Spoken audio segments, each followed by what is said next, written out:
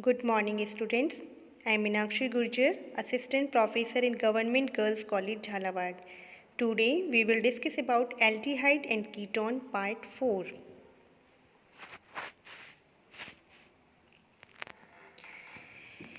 I have already taught you about introduction of carbonyl compounds, their nomenclature, their method of preparation, and their reactions, nucleophilic addition reaction, which is the specific type reaction of carbonyl compounds.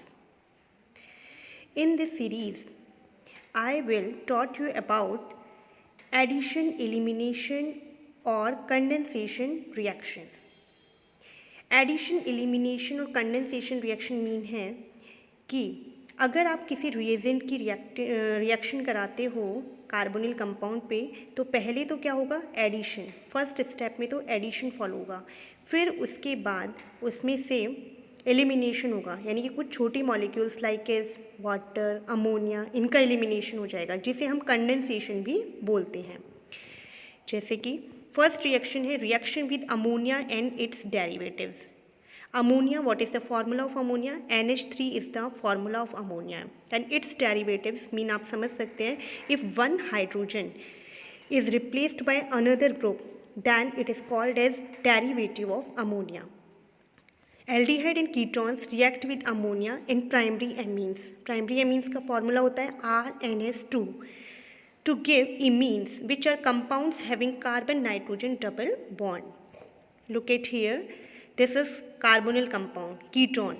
It is a ketone, cyclic ketone. अब इसकी reaction हमने कराई है ammonia से. Ammonia से reaction कराई है तो क्या हो जाता है, यहाँ से वाटर मॉलिक्यूल निकल जाएगा, H2O का मॉलिक्यूल निकल जाता है और हमारे पास क्या बन जाता है, C double bond NH bond यहाँ पे लगा है, तो इसे हम बोलते हैं इमीन का फॉर्मेशन हो गया है. इमीन का फॉर्मेशन हो गया, ये अमोनिया के साथ दिखाई है. इसी तरह से अगर हमने प्राइमरी एमीन यूज़ किया है यहाँ पे तो भी यहाँ से RNH2 में से H2 यहाँ का और H2O का मॉलिक्यूल निकल जाता है और फिर दोबारा से हमारे पास इमीन का फॉर्मेशन हो जाता है. इस इमीन को हम बोल सकते हैं शिफ बेस. ये इमीन क्या कहलाता है, शिफ बेस कहलाता है. यानी कि ऐसे कंपाउंड्स जिनमें कि कार्बन और नाइट्रोजन के बीच में डबल बॉन्ड्स होते हैं उन्हें हम बोलते हैं imines and other name of imine is Schiff base. It appears that during the above reaction a molecule of water is lost from the primary amine and the carbonyl compound. ये आपको मैंने अभी बताया ही था कि इस रिएक्शन में क्या होता है कि कार्बोनिल कंपाउंड और अगर हमने ये अमोनिया लिया है या प्राइमरी एमीन लिया है तो क्या निकल रहा है, यहाँ से वाटर मॉलिक्यूल निकल रहा है. The reactions with other derivatives of ammonia are given below. अब इसके डेरिवेटिव्स देखते हैं हम अमोनिया के. यहाँ देखिए, दिस इज़ हाइड्रोक्सिल एमीन. ये क्या है आपका, हाइड्रोक्सिल एमीन है. हाइड्रोक्सिल एमीन का क्या फॉर्मूला होता है कि यहाँ पे OH लग रहा है, OH लग रहा है, हाइड्रोक्सिल एमीन हो गया है यहाँ पे. अब अगर इसकी रिएक्शन हमने किससे कराई है, ये रिएक्शन आप यहाँ देखिए, नीचे देखिए एक बार, हाइड्रोजीन से देखिए आप. H2N NH2 हमने यहाँ लिया है, हाइड्रोजीन लिया है. Hydrazine is also a derivative of ammonia. Ammonia का डेरिवेटिव कैसे हो गया है कि अमोनिया में क्या फॉर्मूला होता है, NH3 होता है. अब उसमें से एक हाइड्रोजन की जगह क्या आ गया है, NH2 आ गया है, तो फिर ये क्या हो गया, हाइड्रोजीन हो गया है. अब इसकी हमने ये कीटोन लिया है यहाँ, इस कीटोन से इसकी रिएक्शन हुई है, वाटर मॉलिक्यूल यहाँ निकला है और फिर देखिए यहाँ पे C double bond N group आ गया है इसमें. इसे हम, वैसे इसका स्पेसिफिक नेम होता है हाइड्रोजोन. हाइड्रोजोन हम इसे बोलते हैं, पर होता क्या है, एक इमीन ही है. C double bond N bond है इसके अंदर, तो एक इमीन ही है, बट इसका स्पेसिफिक नेम हो जाएगा hydrazone because it is form by the hydrazine. Hydrazine से बना है तो इसे हमने बोल दिया है हाइड्रोजोन. ये ऊपर वाली रिएक्शन है, इसमें थोड़ा मिस्टेक हो गया है, आप ये समझ सकते हैं. देखिए यहाँ पे CH डबल बॉन्ड O है, ये जो है ये एक बेंजल्डिहाइड है. बेंजल्डिहाइड की रिएक्शन हमने कराई है हाइड्रोक्सिल एमीन से. हाइड्रोक्सिल एमीन का फॉर्मूला क्या हो जाएगा कि अगर हम, अमोनिया का फॉर्मूला होता है NH3, अगर हम उसमें से एक हाइड्रोजन को रिप्लेस कर देते हैं OH से यानी हाइड्रोक्सी ग्रुप से, then it is converted into hydroxyl amine. तो अब हमने हाइड्रोक्सिल एमीन से रिएक्शन कराई है। हाइड्रोक्सिल एमीन से रिएक्शन होकर क्या हो जाएगा, CH डबल बॉन्ड O जो है यानी जो ऑक्सीजन है उसका बेंजल्डिहाइड में, और यहाँ से NH2OH अपना हाइड्रोक्सिल एमीन हो गया, यहाँ से H2O वाटर का मॉलिक्यूल निकला है और जो बना है इसे हम बोल देते हैं ऑक्सीन। ये हो जाता है हमारा oxygen. C double bond NOH अगर लग रहा है तो इसे हम बोल देते हैं ऑक्सीन, और C डबल बॉन्ड NH2 जो होता है उसे हम बोलते हैं हाइड्रोजन। अब इसी तरह से अब हमने ले लिया फेनिल हाइड्रोजन। हाइड्रोजन क्या होती है, NH2NH2 जो होता है वो हाइड्रोजन होती है। अब हाइड्रोजन में से भी अगर हम एक हाइड्रोजन को रिप्लेस कर देते हैं कि फेनिल ग्रुप से, तो ये हो जाती है फेनिल हाइड्रोजन। अब फेनिल हाइड्रोजन की रिएक्शन कराई है हमने, तो अब यहाँ देखिए फिर वही कीटोन है, यहाँ साइक्लिक कीटोन है। आपने यहाँ से रिएक्शन कराई, H2 इसका और ऑक्सीजन उसका, ये कंडेंसेशन रिएक्शन हो गई है वही, तो यहाँ से वाटर मॉलिक्यूल एलिमिनेट हो गया है। अब जो बना है इसे हम बोलते हैं phenyl hydrogen, because it is made by the phenyl hydrogen, तो इसे हमने बोल दिया फेनिल हाइड्रोजन।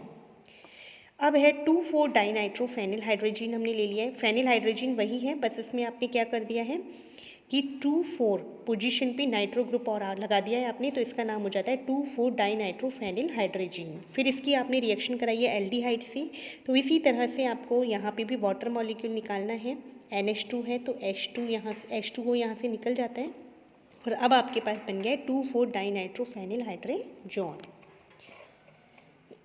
अब आता है आइडेंटिफिकेशन ऑफ कार्बोनिल कंपाउंड। जो अभी हमने रिएक्शन पढ़ी है, ये रिएक्शन का ही एक बहुत इम्पॉर्टेंट यूज़ है आइडेंटिफिकेशन ऑफ कार्बोनिल कंपाउंड में। कैसे कि जो कंपाउंड सभी आपने देखे, यानी कि कार्बोनिल कंपाउंड और अमोनिया इन अमोनिया डेरिवेटिव से रिएक्शन जब हमने कराई है, तो हमें डिफरेंट इमीन्स का फॉर्मेशन हमारे पास हुआ है, C डबल बॉन्ड N जिनके अंदर बॉन्ड है। तो ये जो बने हैं ये सब कैसे होते हैं, इनसॉल्युबल सॉलिड्स होते हैं। ये सब इनसॉल्युबल सॉलिड्स होते हैं और इनके अंदर एक स्पेसिफिक मेल्टिंग पॉइंट होता है सबका। The compounds formed above are relatively insoluble solids and have characteristic melting points. These compounds can be prepared for the unknown aldehyde or ketone and their melting points can be determined. These melting points are matched with the derivatives of already known aldehyde and ketones and the carbonyl compound is thus identified. इसमें हम क्या करते हैं, कोई भी unknown aldehyde ketone ले लिया है और उसकी हमने इन यानी कि अमोनिया इन अमोनिया जो डेरिवेटिव्स हैं उनसे रिएक्शन कराई है, और फिर हमारे पास जो बना है प्रोडक्ट उसका हमने मेल्टिंग पॉइंट देख लिया है। तो जो मेल्टिंग पॉइंट उसका आता है वो melting point specific carbonyl compound से मैच करता है, तो उसके आधार पे हम क्या कर सकते हैं, इन्हें आइडेंटिफाई कर सकते हैं।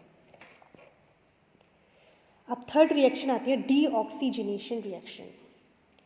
डीऑक्सीजनेशन रिएक्शन है, तो अभी हमने जो पढ़ी थी वो थी addition elimination and condensation reaction हमने अभी देखी थी। अब इसकी स्पेसिफिक रिएक्शन में न्यूक्लियोफिलिक एडिशन रिएक्शन हम पहले ही देख चुके हैं। लास्ट लेक्चर में मैंने आपको ये जो इसका पार्ट 3 था उसमें मैंने आपको न्यूक्लियोफिलिक एडिशन रिएक्शन बताई थी कार्बोनिल कंपाउंड्स की, जो कि स्पेसिफिक रिएक्शन है। इसके बाद और इसमें जो रिएक्शंस होती है एक एडिशन एलिमिनेशन जिसे हम कंडेंसेशन रिएक्शन कहते हैं, वो अभी आपने पढ़ी है। थर्ड टाइप की रिएक्शन है इसमें डीऑक्सीजनेशन रिएक्शन। डीऑक्सीजनेशन रिएक्शन क्या होती है, ऐसी डीऑक्सीजनेशन नेम से ही क्या पता लग रहा है कि इसमें से रिमूवल ऑफ ऑक्सीजन होगा, यानी कि ऑक्सीजन मॉलिक्यूल यहाँ से निकलेगा। Deoxygenation reactions are reactions involving removal of oxygen, और अगर रिमूवल ऑफ ऑक्सीजन किसी रिएक्शन में हो रहा है तो दैट इज कॉल्ड रिडक्शन। तो एक तरह से आप कह सकते हो कि ये क्या हो जाएंगे, रिडक्शन रिएक्शन हो जाएगी।